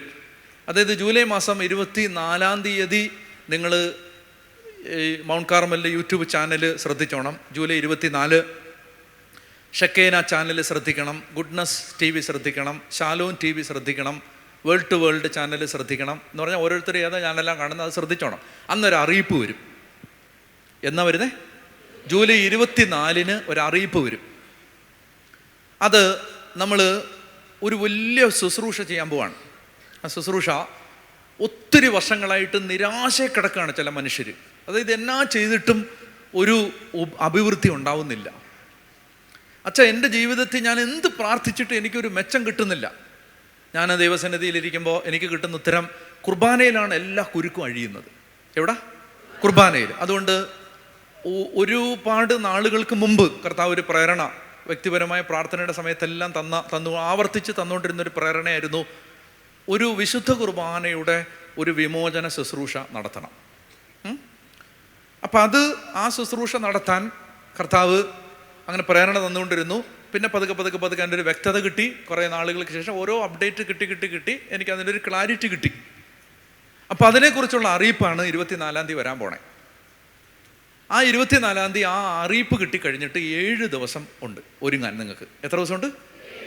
ജൂലൈ 31-ന് ആ ശുശ്രൂഷ തുടങ്ങും. നിങ്ങളെല്ലാം വീട്ടിൽ കിട്ടും. അത് മനസ്സിലായോ? മൗണ്ട് കാർമലിൻ്റെ യൂട്യൂബ് ചാനലിൽ കിട്ടും. അതുപോലെ കേരളത്തിലെ എല്ലാ കാത്തലിക് ടെലിവിഷൻ ചാനലുകളിലും അത് വരും. അപ്പം നിങ്ങൾക്ക് നിങ്ങളുടെ വീട്ടിലുള്ളവർക്ക്, വയ്യാതെ കിടക്കുന്നവർക്ക്, യൂട്യൂബ് ഇല്ലാത്തവർക്ക് ഒക്കെ എല്ലാവർക്കും ഇത് കിട്ടും. ഫോണുള്ളവർക്ക് ഫോണിൽ കാണാം, TV ഉള്ളവർക്ക് TV കാണാം. അങ്ങനെ ശുശ്രൂഷയാണ്.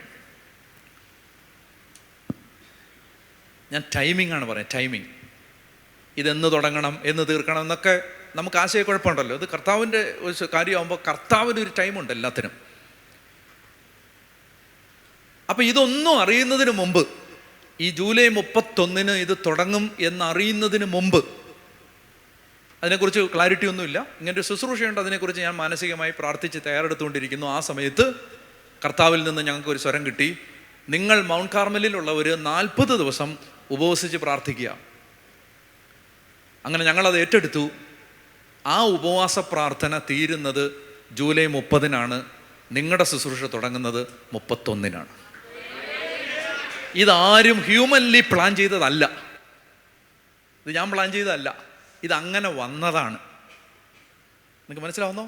അങ്ങനെ വന്നതാണ്. ഇതാണ് ഈ ഡിവൈൻ ടൈം.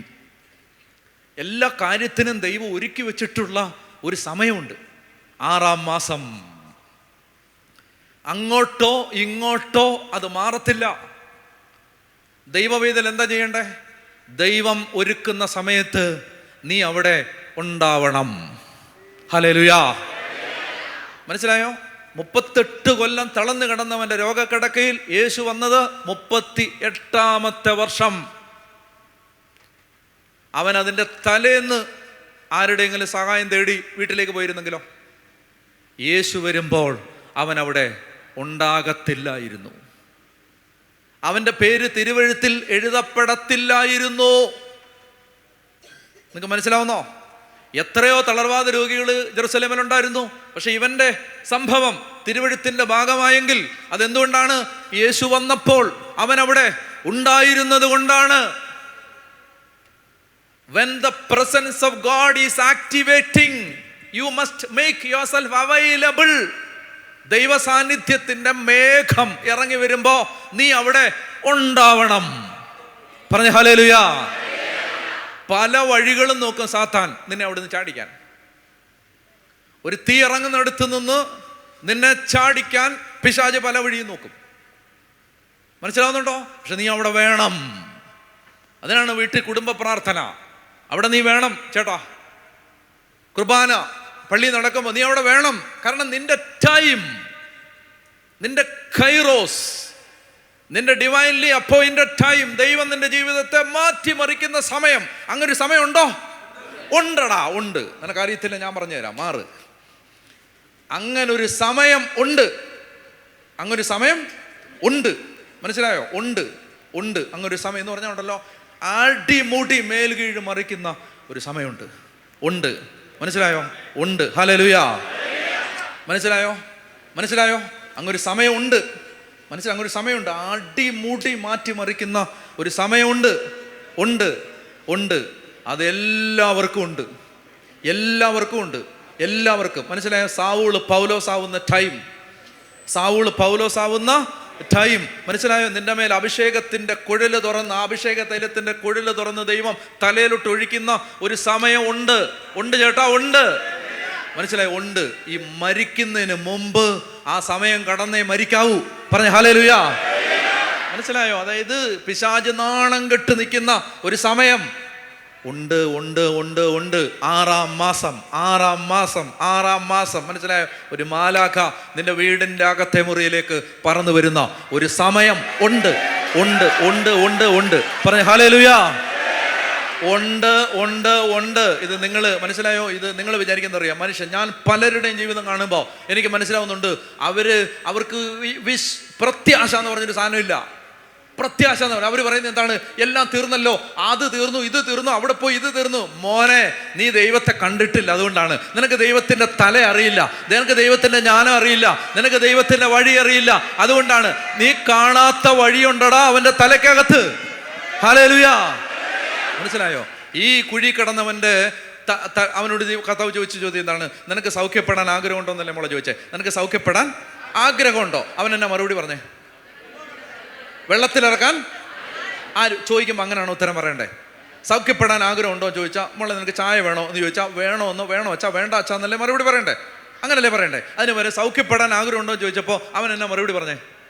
വെള്ളത്തിലിറക്കാൻ ആരുമില്ലെന്ന്. എടാ, നിന്നോട് വെള്ളത്തിലിറക്കാൻ ആരും ഉണ്ടോ എന്ന് ചോദിച്ചോ? ഇല്ല. സുഖപ്പെടണമെന്നല്ലേ ചോദിച്ചോളൂ. പിന്നെ അങ്ങനെയാണെങ്കിൽ ചോദിച്ചേട്ടാ, എന്തിനാ അവൻ അങ്ങനെ പറഞ്ഞേ? അവൻ ചോദ്യത്തിന് ഉത്തരം പറയാതിരുന്നത് എന്താ? അതായത് അവൻ്റെ മുമ്പിൽ, അവൻ്റെ കണ്ണിൽ, അവൻ്റെ പൊട്ടബുദ്ധിയിൽ, അവൻ്റെ വീട്ടുകാർ പറഞ്ഞതനുസരിച്ച് സൗഖ്യപ്പെടാൻ അവൻ്റെ കൺമുമ്പിൽ ഒറ്റ വഴിയേ ഉള്ളൂ, അത് ഈ വെള്ളത്തിലിറങ്ങുന്നതാണ്. എന്നാൽ ഈ കരയ്ക്ക് നിൽക്കുന്നവൻ പറയാണ്, എടാ, വെള്ളം ഉണ്ടാക്കിയവനാണ് ഞാൻ. എനിക്ക് നിന്നെ വെള്ളത്തിൽ ഇറക്കാതെ സുഖപ്പെടുത്താൻ പറ്റും. മനസ്സിലായ? ഈ വെള്ളം ഉണ്ടാക്കിയവനാണ് ഞാൻ. നിന്നെ ഞാൻ വെള്ളത്തിൽ ഇറക്കേണ്ട കാര്യമുണ്ടോ? നിന്റെ കണ്ണിൽ ഒരു വഴിയേ ഉള്ളൂ അമ്മച്ചി, നിന്റെ കണ്ണിൽ ഒരു വഴിയേ ഉള്ളൂ. നിന്റെ ദൈവത്തിന്റെ കണ്ണിൽ കോടാനുകോടി വഴികളുണ്ട്. പറഞ്ഞ ഹല്ലേലൂയാ. അപ്പൊ ഈ മനുഷ്യനുണ്ടല്ലോ, നിരാശപ്പെട്ടിട്ട് ഇനിയില്ല, എല്ലാം തീർന്നു, ആ വഴി അടഞ്ഞില്ല, ഈ വഴി അടഞ്ഞില്ല. അത് അടച്ചതാണ് ദൈവം. മനസ്സിലായോ? അത് അടച്ചതാണ് ദൈവം. എന്തിനാണെന്നറിയാമോ? അല്ലെങ്കിൽ നീ ആ വഴി നോക്കിയിരുന്നിട്ട് കാക്കയെ നോക്കിയിരുന്ന പോലെ ആയിപ്പോയനെ. നീ ആ വഴി നോക്കിയിരുന്നേനും ദൈവം അടച്ചതാണ്. പറഞ്ഞ ഹല്ലേലൂയാ. ഞാൻ പറഞ്ഞു വരുന്നത്, 6-ാം മാസം എന്നൊക്കെ പറയുമ്പോൾ ഉണ്ടല്ലോ, ഒരു വാക്കല്ലത്. മറിയത്തിന്റെ വീട്ടിൽ, പരിശുദ്ധമ്മയുടെ വീട്ടിൽ ഈശോ വന്ന 6-ാം മാസം, അതുപോലൊരു 6-ാം മാസം എനിക്കുണ്ട്, നിനക്കുണ്ട്. കർത്താവ് വരും. ഇത് കെട്ടുകഥ, ചിന്ത, വെറുതെ ഭാവന, അല്ലെങ്കിൽ കെട്ടുകഥ, ഒരാശയം, അങ്ങനെയല്ല. There is a time, there is an appointed time, there is a divinely appointed time, there is a divinely designed time for you. Jesus will come. ഈ മാലാഖ വരും. ഹല്ലേലൂയാ. 6-ാം മാസം വായിക്കേ. ഗബ്രിയേൽ ദൂതൻ ഗലീലയിൽ നസറത്ത് എന്ന പട്ടണത്തിൽ ദാവീദിന്റെ വംശത്തിൽപ്പെട്ട ജോസഫ് എന്ന പേരായ പുരുഷനുമായി വിവാഹ നിശ്ചയം ചെയ്തിരുന്ന കന്യകയുടെ അടുത്തേക്ക് ദൈവത്താൽ എത്ര ഇൻഫർമേഷനാണ് ഒറ്റ വാചകത്തിനകത്ത്. ഒന്ന്, ഇവളെ കല്യാണം കഴിക്കാൻ പോകുന്ന ചെറുപ്പക്കാരൻ്റെ വംശം, ദാവീദിന്റെ വംശം. എന്തിനാണ് ദാവീദിന്റെ വംശം ഇവിടെ പരാമർശിക്കേണ്ട ആവശ്യം എന്താ? ഗബ്രിയേൽ വരുന്നത് പ്രവാസം തീർന്നെന്ന് പറയാനാ. പ്രവാസം തീരുമ്പോഴാണ് രാജാവ് വരാൻ പോണത്. രാജാവ് വരുന്ന ആരുടെ കുലത്തിലാ? അപ്പൊ അതുകൊണ്ട് പറയാണ്, ജോസഫ് എന്ന പുരുഷനുമായി വിവാഹ നിശ്ചയം ചെയ്തിരുന്ന കന്യകയുടെ അടുത്തേക്ക് ദൈവത്താൽ. കണ്ടോ, അടുത്ത ഇൻഫർമേഷൻ. വിവാഹ നിശ്ചയം. യഹൂദന്റെ കല്യാണത്തിന് 2 പ്രധാനപ്പെട്ട ഭാഗമുണ്ട്. വിവാഹ നിശ്ചയം നമ്മുടെ നിശ്ചയം പോലെയല്ല. നമ്മൾ നിശ്ചയം കഴിഞ്ഞ് അടുത്ത 2 ആഴ്ച കഴിഞ്ഞ് 2 മാസം കഴിഞ്ഞ് കല്യാണം. അങ്ങനെയല്ല. ചെറുപ്പത്തിലെ വിവാഹ നിശ്ചയം ചെയ്യും. അത് കഴിഞ്ഞ് പുരുഷൻ സ്ത്രീയെ കൂട്ടിക്കൊണ്ടു പോകാനായിട്ട് പിന്നെ വരും. അതാണ് ശരിക്കുള്ള കല്യാണം. അതുവരെ അവർ ഒരുമിച്ച് താമസിക്കത്തില്ല. മനസ്സിലായോ? വിവാഹ നിശ്ചയമാണ് ആദ്യത്തെ ഘട്ടം. അപ്പോൾ അത് കഴിഞ്ഞിട്ടേ ഉള്ളൂ. അപ്പോൾ തന്നെ കെട്ടാൻ പോകുന്ന ആരാന്ന് മറിയത്തിന് അറിയാവോ? Yes or no? അറിയാം. താൻ കല്യാണം കഴിക്കുമെന്ന് അറിയാമോ? അറിയാം. തനിക്ക് കുഞ്ഞുങ്ങളുണ്ടാവുമെന്ന് അറിയാമോ? അറിയാമോ? നമുക്ക് നോക്കണം. മനസ്സിലായോ? കല്യാണം കഴിക്കുമെന്ന് അറിയാം. ഭർത്താവിൻ്റെ പേരും അറിയാം. പുള്ളി ദാവീദിൻ്റെ ഗോത്രത്തിൽപ്പെട്ട ആളാണ്. പക്ഷെ അവിടെ ഒരു വാക്ക് എഴുതിയിട്ടുണ്ട്, അവൾ കന്യകയാണ്. ഈ കന്യക, ഞാൻ പുരുഷനെ അറിയുന്നില്ല, ഇങ്ങനെയുള്ള കാര്യങ്ങൾ ആവർത്തിക്കപ്പെടും. അവരുടെ പേര് മറിയമെന്നായിരുന്നു. നമ്മൾ പട്രിസ്റ്റിക് ട്രഡീഷൻ, പിതാക്കന്മാരുടെ, അതായത് സഭാപിതാക്കന്മാരുടെ ചരിത്രം പഠിക്കുമ്പോൾ, അല്ലെങ്കിൽ നമ്മൾ സഭാപിതാക്കന്മാർ പഠിപ്പിക്കുമ്പോൾ നമുക്ക് മനസ്സിലാവുന്നൊരു കാര്യം, ഈ മറിയം മാതാവിൻ്റെ മാതാപിതാക്കളുടെ പേര് ബൈബിളിലില്ല, പക്ഷേ എക്സ്ട്രാ ബൈബിളിക്കൽ ലിറ്ററേച്ചറിലുണ്ട്. ഇപ്പോൾ ഞാൻ പറഞ്ഞ യാക്കോബിൻ്റെ സുവിശേഷം, അങ്ങനെയൊക്കെയുള്ള എക്സ്ട്രാ ബൈബിളിക്കൽ ലിറ്ററേച്ചറുകളുണ്ട്. അതിനകത്ത് ഉണ്ട് എന്താണ്? യോവാക്കിം, അന്ന, ആരുടെ? മാതാപിതാക്കളുടെ പേര്. ഇപ്പോൾ ലിറ്റററി ആരാധനയിലെല്ലാം എടുത്തിരിക്കുന്ന ഇൻഫർമേഷൻ ഇത്തരം സോഴ്സുകളിൽ നിന്ന് എടുത്ത ഇൻഫർമേഷനാണ്. അപ്പോൾ യോവാക്കിമിൻ്റെയും അന്നയുടെയും മകളായിരുന്നു. അവർക്ക് ഒരുപാട് കാലം മക്കളില്ലായിരുന്നു, പിന്നാണ് ഉണ്ടായത്. അപ്പോൾ ദേവാലയത്തിൽ കൊണ്ടുപോയി സമർപ്പിച്ചു കഴിഞ്ഞപ്പോൾ പുരോഹിതന്മാരാണ് ഈ കുട്ടിയെ വളർത്തിയത്. ചെറുപ്പത്തിൽ തന്നെ മാതാപിതാക്കൾ മരിച്ചുപോയി എന്ന് പാരമ്പര്യം പറയുന്നു. അപ്പോൾ ഈ കുട്ടിയെ വളർത്തിയത് അവിടെ വിശുദ്ധരായ സ്ത്രീകൾ, വിവാഹിതരല്ലാത്തവർ, കന്യകമാരായിട്ട് തങ്ങളെ തന്നെ ആജീവനാന്തം സമർപ്പിച്ചവർ, വിവാഹശേഷം ഭർത്താവ് മരിച്ചുപോയതിനു ശേഷം ആജീവനാന്തം പിന്നീട് വിവാഹം കഴിക്കാതെ വിധവകളായിട്ട് ജീവിച്ചവരൊക്കെ ദേവാലയ പരിസരങ്ങളിൽ ജീവിച്ചിരുന്നു. അപ്പോൾ അവരുടെ കൂട്ടത്തിൽ ദേവാലയത്തിലാണ് മറിയം തൻ്റെ ചെറുപ്പകാലത്തിൽ വളർന്നു വന്നത്. പുരോഹിതന്മാരാണ് അവൾക്ക് വിവാഹ ആലോചന നടത്തിയത്. അങ്ങനെ വളരെ സാത്വികനും വളരെ നീതിമാനും വളരെ വിശുദ്ധനുമായ ജോസഫുമായിട്ട് പുരോഹിതന്മാരാണ് കല്യാണ നിശ്ചയം നടത്തിയത്. ഇത്രയും കിട്ടിയോ? അപ്പോൾ പല സഭാപിതാക്കന്മാരുടെ അഭിപ്രായത്തിൽ അവർ പറയുന്ന ഒരു അഭിപ്രായം ഇതാണ്: മാതാവ് ജോസഫുമായി വിവാഹത്തിന് സമ്മതിച്ചപ്പോൾ തന്നെ യോസേപ്പ് പിതാവുമായി ഒരു കരാറിലെത്തിയിരുന്നു. എന്താണ്? ഞാൻ ആജീവനാന്തം കന്യകയായി ജീവിക്കും, നമുക്ക് കുഞ്ഞുങ്ങൾ ഉണ്ടാവില്ല. നിങ്ങൾക്ക് മനസ്സിലാവുന്നോ? ഇപ്പം ഇന്ന് ഇവിടെ ഇരുന്ന് കേൾക്കുമ്പോൾ അസ്വാഭാവികമായിട്ട് തോന്നാം. പക്ഷെ ദൈവം തൻ്റെ പുത്രന് വേണ്ടി ഈ സ്ത്രീയെ തിരഞ്ഞെടുത്താണെങ്കിൽ ഇത് നടക്കാൻ വയ്യാത്ത കാര്യമൊന്നും അല്ലല്ലോ. ആണോ? അല്ല. അപ്പോൾ അതുകൊണ്ട് ഇവിടെ മാത്രമല്ല, അങ്ങനെ ജീവിച്ചിരുന്ന ആളുകൾ ആ കാലഘട്ടങ്ങളിൽ ഉണ്ടായിരുന്നു എന്ന് നമുക്ക് അപ്പോസ്തലന്മാരുടെ രചനകളിൽ നിന്ന് ചില ബോധ്യങ്ങൾ കിട്ടുന്നുണ്ട്. ഞാൻ ഒരു കാര്യം നിങ്ങളെ വായിച്ച് കേൾപ്പിക്കാം. പൗലോസ് അപ്പോസ്തലൻ കൊറിന്തോസുകാർക്ക് എഴുതിയ ലേഖനം 7-ാം അധ്യായം 36-ാമത്തെ വാക്യം.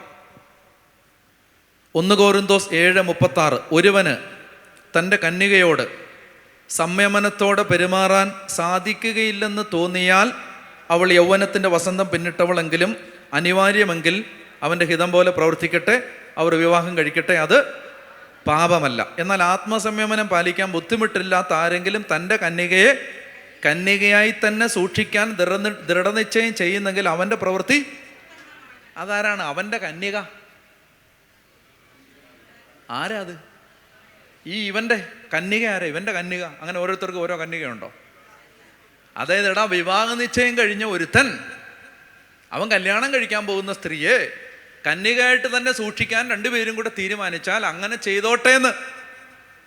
അപ്പം അങ്ങനെ ഒരു രീതി ഉണ്ടായിരുന്നോണ്ടല്ലേ ഇങ്ങനെയൊക്കെ എഴുതിയേക്കുന്നേ? ആണോ അല്ലയോ? അപ്പം അതുകൊണ്ട് തന്നെ ആജീവനാന്തം ദൈവത്തിന് നിർമ്മലയായി സമർപ്പിച്ച പരിശുദ്ധ അമ്മ വിവാഹശേഷവും കന്യകയായി തന്നെ തുടരാൻ തീരുമാനമെടുത്തിരുന്നു, ഉഭയസമ്മതപ്രകാരം, ഭർത്താവുമായിട്ടുള്ള സമ്മതപ്രകാരം. അതുകൊണ്ടാണ് അവൾ ദൂതനോട് ചോദിക്കുന്നത്, ഇത് എങ്ങനെ സംഭവിക്കും? അല്ലെങ്കിൽ വലിയൊരു ലോജിക്കലായിട്ട് ചിന്തിക്കുക. കല്യാണം കഴിക്കാൻ പോകുന്ന പെണ്ണിനോട് ദൂതൻ പ്രത്യക്ഷപ്പെട്ട് നിനക്കൊരു മകനുണ്ടാവും എന്ന് പറയുമ്പോൾ മകനുണ്ടാവും എന്ന് വിശ്വസിക്കും. കാരണം എന്താ? കല്യാണം കഴിച്ച മകനുണ്ടാവും. അല്ല, ഇതെങ്ങനെ സംഭവിക്കുമെന്ന് ചോദിക്കുമോ? ഇല്ല. അങ്ങനെ ചോദിച്ചെങ്കിൽ അതിന് നമ്മൾ കാണാത്ത അർത്ഥ തലങ്ങളുണ്ട്. കാര്യങ്ങൾ പിടികിട്ടുന്നോ? യെസ്, വായിക്കാം. 6-ാം മാസം ഗബ്രിയേൽ ദൂതൻ ഗലീലയിൽ നസറത്ത് എന്ന പട്ടണത്തിൽ ദാവീദിന്റെ വംശത്തിൽപ്പെട്ട ജോസഫ് എന്ന പേരായി പുരുഷനുമായി വിവാഹ നിശ്ചയം ചെയ്തിരുന്ന കന്യകയുടെ അടുത്തേക്ക് ദൈവത്താൽ അയക്കപ്പെട്ടു. അവരുടെ പേര് മറിയം എന്ന് ആയിരുന്നു. ദൂതൻ അവരുടെ അടുത്ത് വന്ന് പറഞ്ഞു, ദൈവകൃപ നിറഞ്ഞവളെ സ്വസ്തി, കർത്താവ് നിന്നോടുകൂടെ. ഈ വചനം കേട്ട് അവൾ വളരെ അസ്വസ്ഥയായി. അതായത് കത്തോലിക്ക സഭ കാലാകാലങ്ങളായി പഠിപ്പിക്കുന്ന ഒരു മരിയൻ അടിസ്ഥാന വിശ്വാസ പ്രഖ്യാപനമാണ് മാതാവിൻ്റെ അമലോത്ഭവം.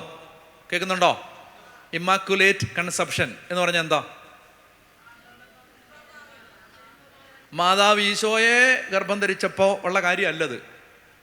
യോവാക്കിമും അന്നയും ആ ദമ്പതികൾക്ക് മറിയം അന്നയുടെ ഉദരത്തിൽ ഉണ്ടായ നിമിഷം മുതൽ, മറിയത്തിൻ്റെ ഉത്ഭവം മുതൽ മറിയം പാപമില്ലാത്തവളായി സംരക്ഷിക്കപ്പെട്ടു. ഇതാണ് എന്ത്? അമലോത്ഭവ സത്യം. എന്തുകൊണ്ടാണ് ഇത് സഭ പഠിപ്പിക്കുന്നത്?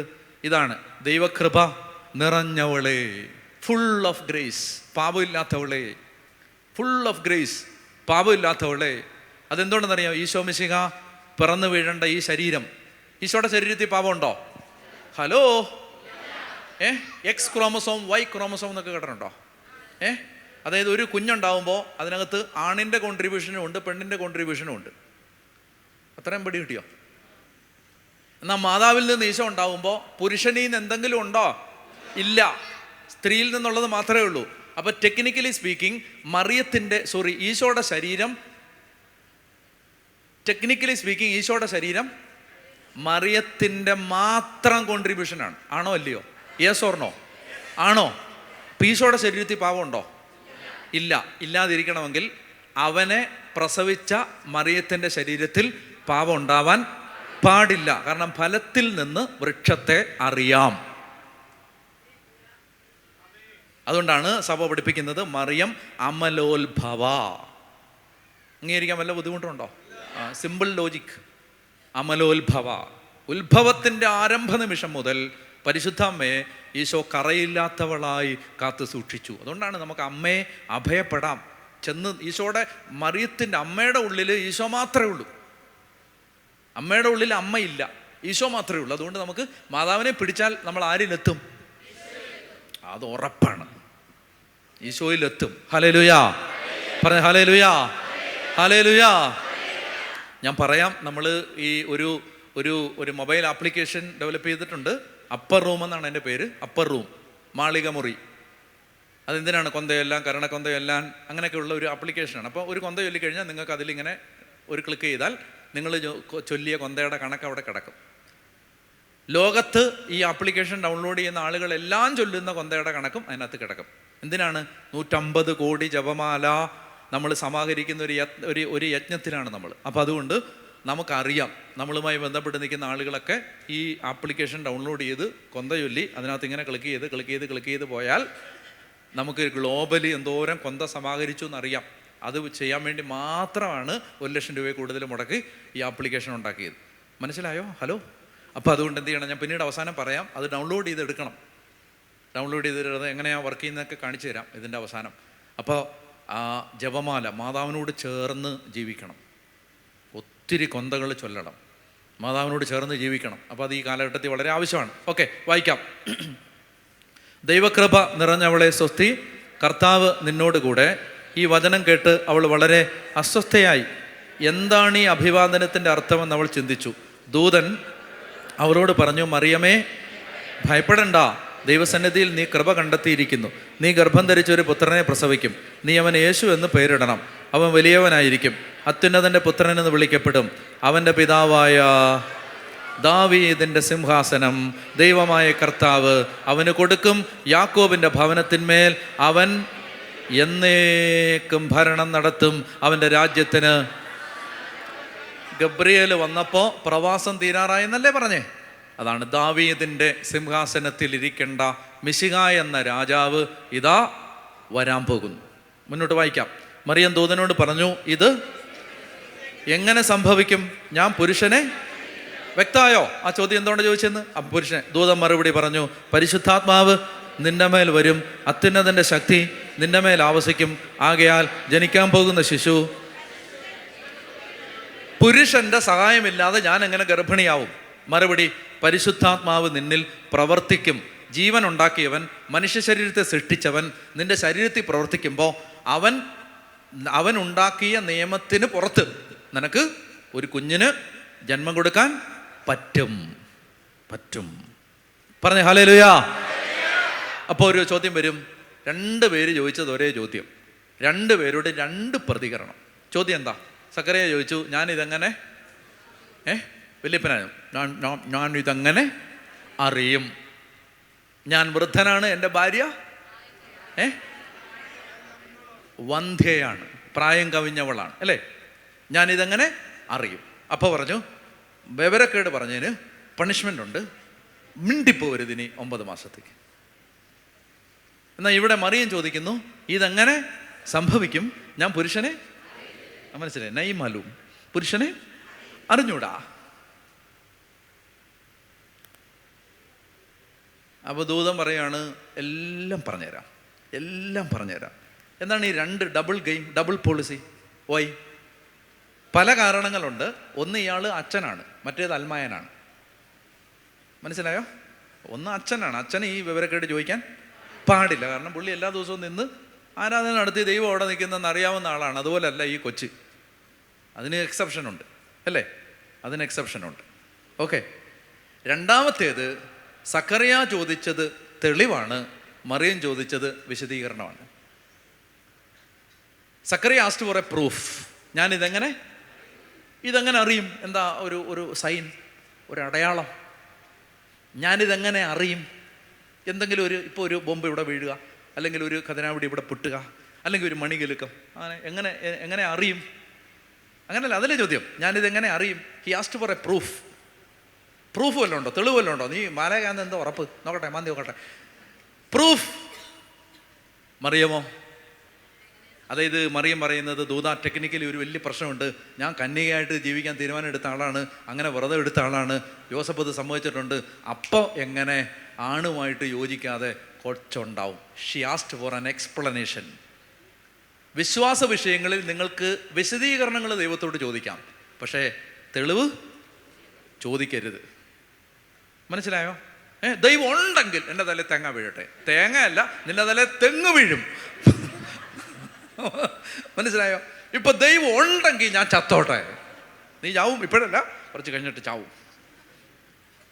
അപ്പൊ അതുകൊണ്ട് നമ്മൾ മനസ്സിലാക്കേണ്ട, ഇങ്ങനെയൊക്കെ അബദ്ധം പറയരുത്. അത് തെളിവ് ചോദിക്കരുത്. പിന്നെ ഇപ്പൊ എന്ത് ചോദിക്കാം? എൻ്റെ കർത്താവേ, എനിക്കിത് മനസ്സിലാവുന്നില്ല, എനിക്കൊന്ന് പറഞ്ഞു തരാവോ? ഈ കുർബാനയിൽ നീ ഉണ്ട് എന്നെനിക്കറിയാം, പക്ഷെ എനിക്ക് മനസ്സിലാവുന്നില്ല, എങ്ങനെയാ, എനിക്കൊന്ന് പറഞ്ഞു.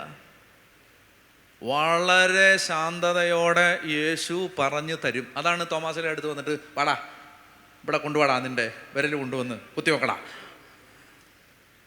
അത്തരം ശാഠ്യങ്ങൾക്ക് ദൈവം കീഴടങ്ങും, പറഞ്ഞു തരും.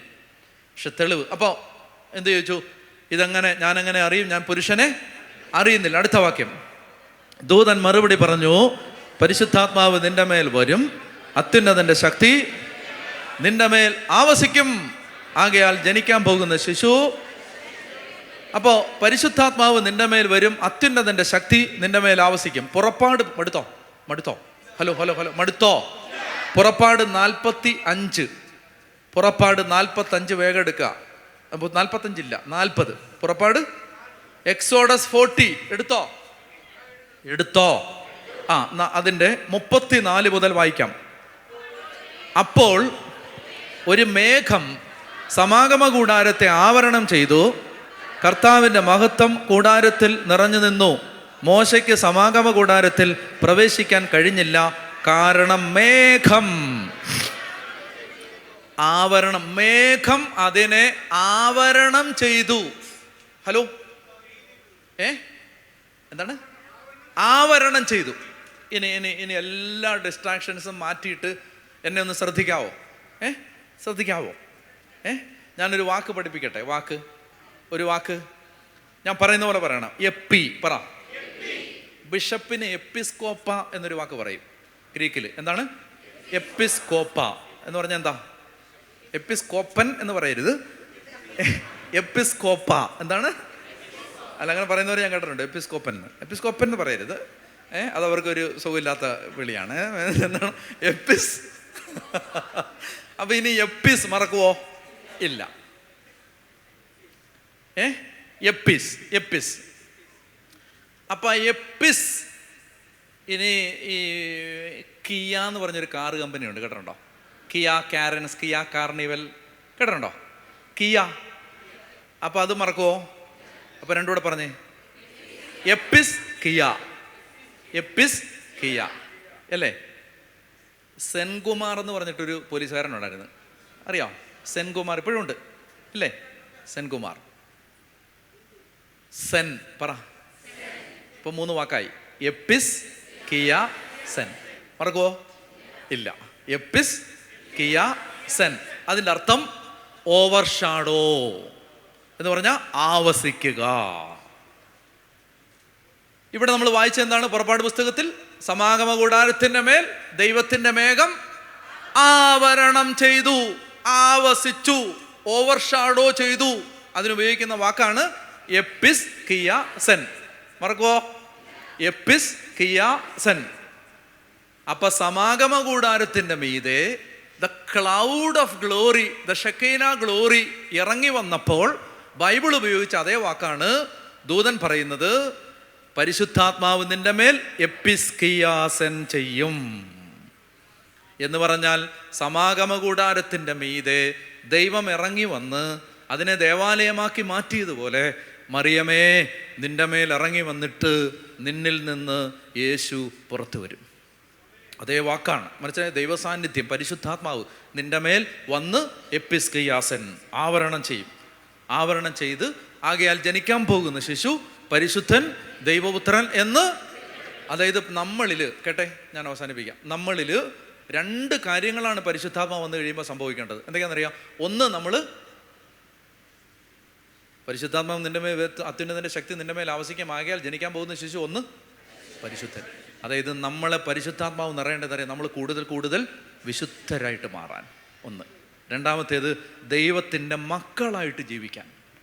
ദൈവപുത്രൻ, പരിശുദ്ധൻ, ദൈവപുത്രൻ. Effect of the holy spirit will make us holy and child of God. ദൈവമക്കളുമാക്കും വിശുദ്ധരുമാക്കി. പരിശുദ്ധാത്മാവ് നിന്റെ മേൽ വരും, അത്യുന്നതൻ്റെ ശക്തി നിന്റെ മേൽ ആവസിക്കും. അടുത്ത വാക്യം വേഗം വായിച്ചോ. ഇതാ നിന്റെ ചാർച്ചക്കാരി വൃദ്ധയായ എലിസബത്ത് ഒരു പുത്രനെ ഗർഭം ധരിച്ചിരിക്കുന്നു, വന്ധ്യ എന്ന് പറഞ്ഞിരുന്നു. അവൾക്ക് ഇത് 6-ാം മാസമാണ്. ദൈവത്തിനൊന്നും അസാധ്യമല്ല. പറ, ദൈവത്തിനൊന്നും. പറ, ദൈവത്തിനൊന്നും.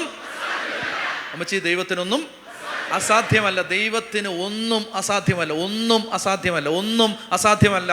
ഞാൻ പറഞ്ഞിട്ടുണ്ട് നിങ്ങളോട്. അതായത് തോമസ് എന്നും ജോഷുവ എന്നും പേരുള്ള വൈകല്യമുള്ള 2 കുഞ്ഞുങ്ങളെ, ഓട്ടിസം ബാധിച്ച 2 കുഞ്ഞുങ്ങളെ, അവരെ ഇങ്ങനെ കട്ടിലേക്ക് കടത്തിയിട്ട് മാതാപിതാക്കന്മാർ എല്ലാ ദിവസവും 25-ലധികം വചനം ചൊല്ലിയിട്ട് പ്രാർത്ഥിക്കുമായിരുന്നു. ഞങ്ങളുടെ ഓട്ടിസം ബാധിച്ച, ചെവിക്ക് കേൾവിശക്തി ഇല്ലാത്ത, എപ്പോഴും വേറൊരാളുടെ സഹായമില്ലാതെ സ്കൂളിൽ പോലും വിടാൻ പറ്റാത്ത, എപ്പോഴും നോൺ വെർബലായ, സംസാരിക്കുന്ന ആൾക്ക് മനസ്സിലാവാത്ത ഞങ്ങളുടെ കുഞ്ഞുങ്ങളെ യേശു തൊട്ട് ലോക സുവിശേഷത്തിന് വേണ്ടി ഉപയോഗിക്കണമെന്ന് 25-ലധികം വചനം എല്ലാ ദിവസവും ചൊല്ലി ഈ മാതാപിതാക്കന്മാർ പ്രാർത്ഥിക്കുമായിരുന്നു. കാരണം എന്താ? ദൈവത്തിനൊന്നും.